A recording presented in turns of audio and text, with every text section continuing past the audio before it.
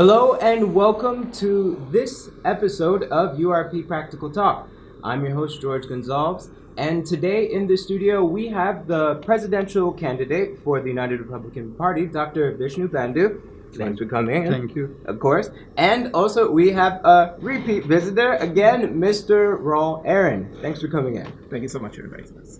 Yes. So, Dr. Bandhu, tell us, how's things on the campaign trail? Well, we're trying, we're working, we're all over the place. Just a little, we had a little setback with my dual citizenship. Mhm. You know. Can you tell us a little bit about that before we can come back to the campaign? But please tell us a little bit about that because I'm sure that's been a big. Yes, as you know that the news media Yeah. had been doing a work on me. Of course, they get information from the commissioner of the GP, the GCON, the PPP side and the PNC side, both sides, give false information out there that I would have the list and so forth. But I'm the only one who had so far had hold up my certificate locally and internationally, showing them that I have relinquished my citizenship of the US. And I calling upon all of them whose names are on the list.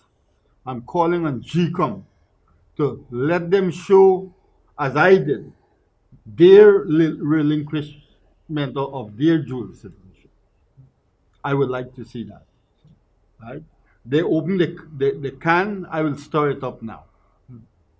I want to see that. For what the wickedness what they have done. It has affected us a little bit, yes, because the perception of people out there is a different thing when they hear something from you. It's totally different. But now, as they give me the green light on going ahead, I hope that the same bad news run like wildfire, the good news should be able to run the same way. The media has done a work in me, trying to scandalize me all over the place, but lies and all kind of things.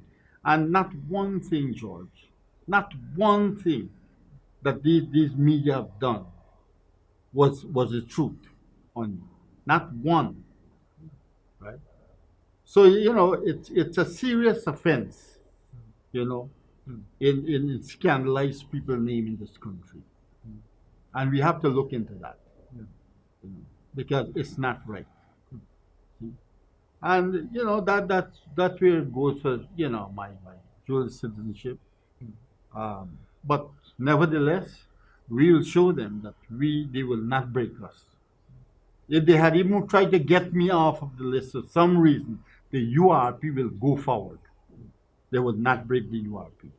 Because the URP is the only alternative for Guyana today. No other political party than the URP. And the URP has a track record in this country, which no other young political party doesn't have. In fact, I must tell you this too. I read in the paper and I heard where other political parties are using what we have been putting in our manifestos and what we have been having since 2015, 2018. For instance, we talk about the Linden to reopen the aluminum factories. That was URP from 2015 till 2018. On May 2018, United Republican Party papers.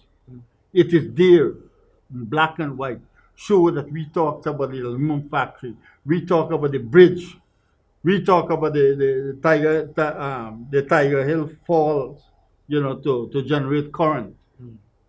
We talking about the brick factories, clay brick factories.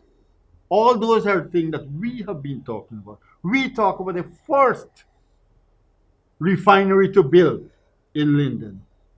It's the URP talk about it. All these things, but I heard these guys are peddling these things like if their brain, But none one of them have the vision. I had the vision, but like you are, none one of them. You can see clearly they're copying from what we are having all the time. And this is what happening in this country. This is exactly what's going on. Absolutely. And so now I actually want to direct this question to Mr. Aaron. Now, of course, we know that that's been the latest.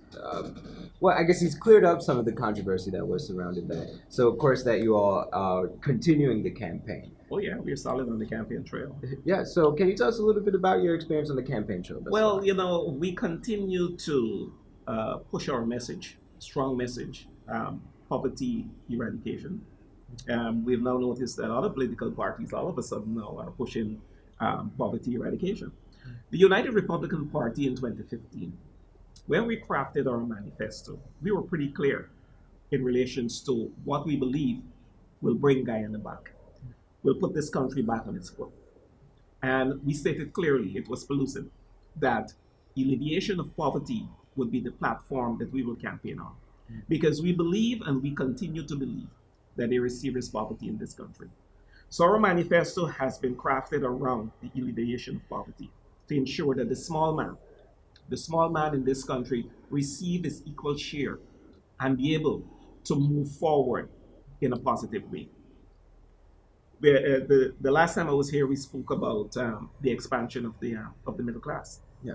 because we believe that the middle class has shrunk, and we believe that any government that believe that they are going to take this country to the next level must focus significantly or put significant resources towards the expansion of the middle class and shrinking the low class. URP policy has always been to do that.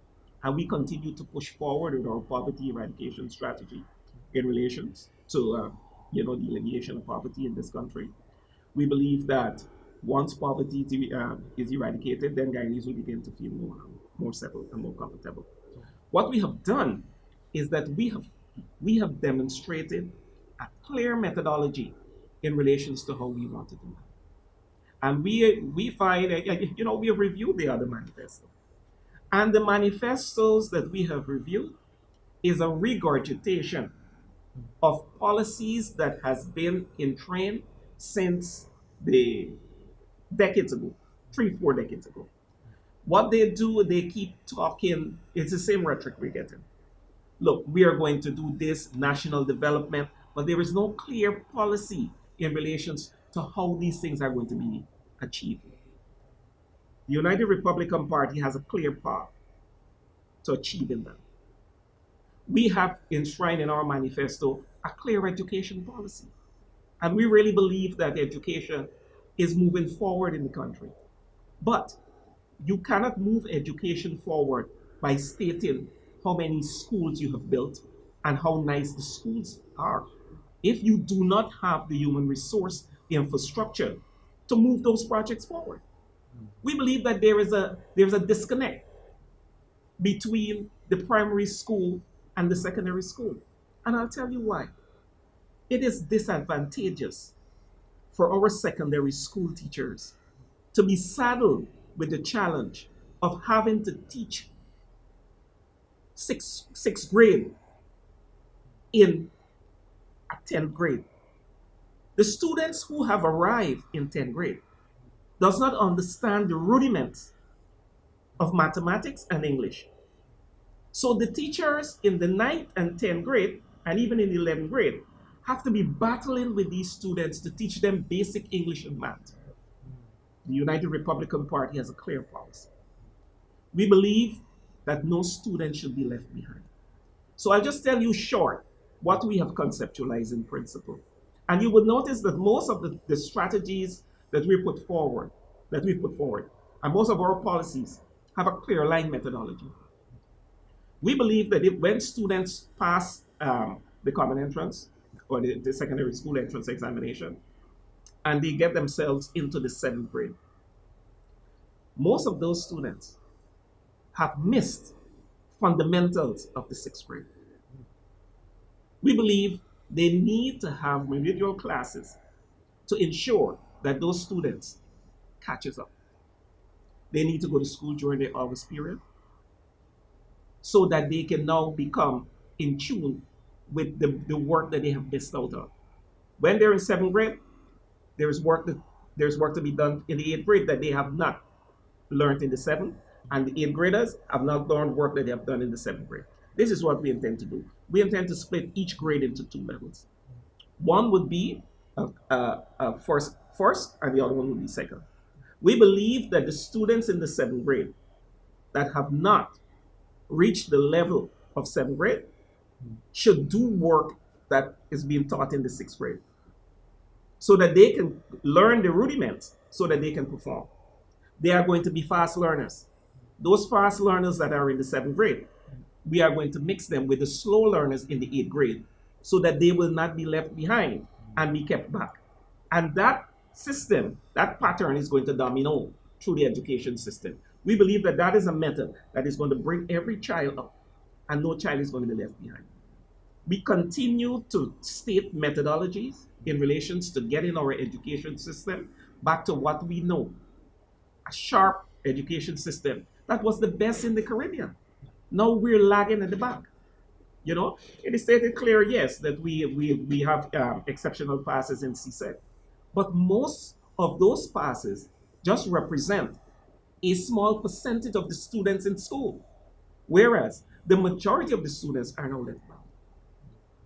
So we continue to see our education system crumble, and we believe that United Republican Party has a methodology, and that is just one, to ensure that we alleviate students and bring them back to prosperity. Absolutely.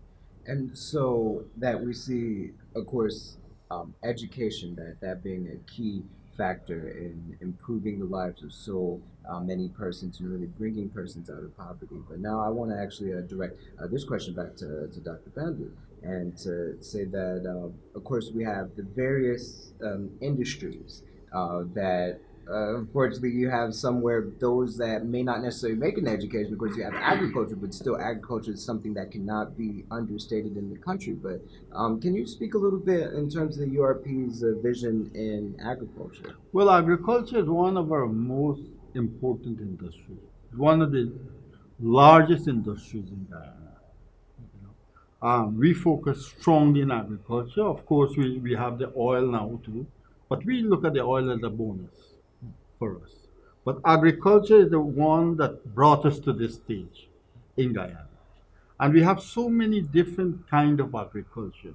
It's a shame to know that these people close down all the sugar industry, the sugar estate, and what have you. And where they took billions of dollars to make the infrastructure at the sugar industry, making roads, making dams, making trenches, making pond trench, canals, and all kind of drainage and so forth. And now you're saying that sugar is not paying. Sugar is not paying because of bad management also. Because they're having square pegs in wrong hole to run sugar. You can't take a person who's read and write in university and put them to run a sugar estate. It wouldn't work. They know nothing about sugar. They may have a qualification for something, but not sugar. I remember one time they brought somebody from New York to run the guys to cook here. It don't work like that. And that is why even URP are saying, look, under URP government, we are saying immediately, no sugar estate should chop up their land and make schemes or villages, like what the PPP started doing, and the PNC continue to do the same thing. When you spend millions of dollars to cultivate this land, before you turn it into other crops, we have many, many other crops, that makes money. You have industrial hemp for number one, you see. We make $6 million per acre. You have soya. You have aloe vera, which aloe vera needed all over in the world. And I have been talking about aloe vera since 1992, but nobody take it up. Nobody. Aloe vera is in all the medicine, health food, cosmetic, all over they want, and that would not finish, right? So we have so many different kind of crops that we can grow in Guyana. So we are saying Guyana is a green country. We have so much land all over this country. Why do we chop up our good land with good drainage and irrigation and fill it back and give it people to house flat? You spend millions of dollars to fill back those same canal that you spend millions of dollars to dig. Does it make sense? And this started with the PPP. And the PNC, the APNU, continue with it, right? The URP say immediately we should stop those things. We have lots of land, virgin land, all over this country. How does a country open? You have to go into the virgin area and open those places. Open farming, open housing scheme, open industries, open manufacturing companies to create jobs for the people that you were opening this scheme and villages for. That's how a country develops. Not like what we are doing here. What we are doing here, people are not thinking in our country. We always have, from the time I know Guyana, we are having square pegs in round hole all the time in Guyana. People who doesn't know about something, as long as you're a party member, you get the job. Right? URP would like to put a stop to all these things. Party or no party. If a person is qualified to do a job, I don't care. Not everybody in the PNC is bad. Not everybody in the PPP is bad. They have good people. But the good people are swallowed by the bad people. They can't get to function. Right? They cannot function. So, you are up here saying, hey, should we be in the government on the 2nd of March? We will take some of these good people from these political parties and have them with us. Because one, they have experience, and they're never able to exercise what they want to do. Because they're swallowed by the other people. Most of the political people that we are having, the leaders, all what they are in this country for is to fill their pocket. So they don't have time to look at the people in Guyana. They look where they can, how much they can grab and push in their back pocket. Okay? Look, for instance, a little simple thing going on right now. All the time in Guyana, right? We are living like family. Myself and you, we are like family. We live so nice, beautiful. But as soon as the election bell rang, the PPP will go in the Indian area and they will tell the Indian people all the bad things about the African people. And the APNU PNC will go in the African area and tell all the bad things about the Indian. And you inject that poison into these people. So now next time you see me, you start to look at me funny. You know? Until the election finish, the racism going on. When the election finish, then you start to be normal with me again. Check the rallies that we are having in this country. The PPP rally has about 98% of Indians with their flags and their red t-shirt. The APNU PNC has about the same thing, but 98%. Right? With their flag and their green shirts and so forth. Now, they're fetching people from all the region. They have money, you know. They're using the taxpayers' money in this country. They're using the taxpayers' vehicle in this country, the PNC. The PPP used to do the same thing too, right? to carry people at rallies. They pay people, they fet them up. You will see the yard truck parking up by the rally place, giving out liquor and beers and a box of food. They buy you out for that one day, both sides, right? And the next 364 days you're hungry and you yelling. You don't have nothing. You complaining, right? Why are you complaining? Now, if these two major political parties so much interested in the people of Guyana, they would not have run race to put on flags all over this country. Every region, from Crabwood Creek to Charity, from Georgetown to past Linden, going down, all the region, they run race. Every one of those flags that they put up there can probably put a shirt on somebody's back or a dress on their back. Now, if you was really, really interested in these people, don't you think it would be better if you take that money and help these people out in this country? Why why I brought this up? Because one reporter asked me the question, why am I not start putting up my flag? I said, what would I put up my flag for? I don't have time to put up flags, right? Look at the Guyana Library, Georgetown Library. We went and donated a whole heap of books to them last week, right? Because that's what we believe in. Educate the people. We are probably the only political party really educating people in Guyana and try to show them the way, because our people politically, the majority of us are ignorant politically in Guyana.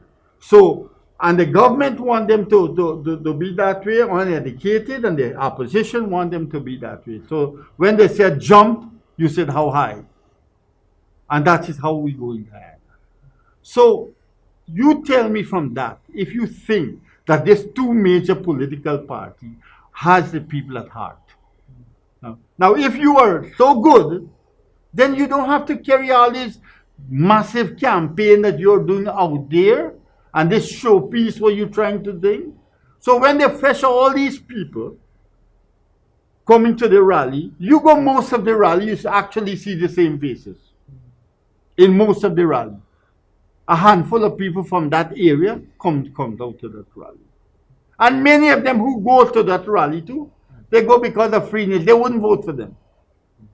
Believe me, I tell you, they would not vote for them. Many of them. So this kind of show that they're putting on, and they're going to put it on the Facebook, they're going to put it all over.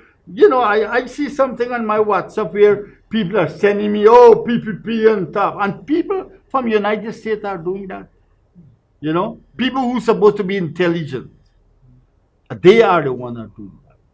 You know, that is one of the reasons people are asking me, man, you're not going to US and campaign. I don't want to go to US and campaign. What would I go to US and campaign? Who would I speak with? Huh? You can't speak with people who can't think, who can only see what my color, you know, or what's your color. You can't speak to those kind of people. I don't want to speak to them. You know? I want to speak with people who have an open mind, who really want to help Guyana, who want to do something for this country. Yeah? You know? Like today, someone was asking, man, you give up your whole citizenship, 20-odd years citizenship. You give up everything. You left your family over there. You come here, you're spending your money, you know, and you're doing all these things for Guyana. You really had to love Guyana. And I say, yes, every hair on my body is Guyana. You know, the only thing that left for me to give Guyana is my life, nothing else. And I am willing to do that even if it will bring unity amongst our people. As long as it will bring unity amongst our people, that's what I want. Before my eye close, I would love to see that. And people get away from this racism thing. It can't work. Race does not put bread and butter on the table. It's policy that put it. And URP has all those policies to change Guyana. We are not going to tell people we'll do this for you and we'll do that for you and what have you. Why? We don't have nothing to give you. Guyana, whatever Guyana has, it's yours. We can give you, we would not do like the PPP and PNC. You see, we build road for you. You see, we put light for you. You see, we give you water. Ask him the question, you did it? Did you push your hand in your pocket and take your money and do that? Or is our money did it? Huh? You are being paid to do that as the government. You are the servant of the people. You are placed there to serve, not to be served. But these two political parties there to be served, not to serve. All what they go in there with the intention, brother, is to see what they can get to put in these two pockets. That's why they can't think nothing. They only can think how to thief. That is all what they think of. How they can thief. So, George, what I am saying here is logical. Everybody know it. But it's just a reminder to them. It's a reminder, we are reminding them that what is happening in Guyana. Try to change the way of your thinking. If you want a real change in Guyana and a true democracy, then support the United Republican Party for that. Vote for the United Republican Party. Coming the 2nd of March, there are two places for you to vote for the general election and the regional election on the said ballot paper. So I beg you, please consider us. Give us a chance. We were never there before. And we will serve you. We are your servant. And we want to help.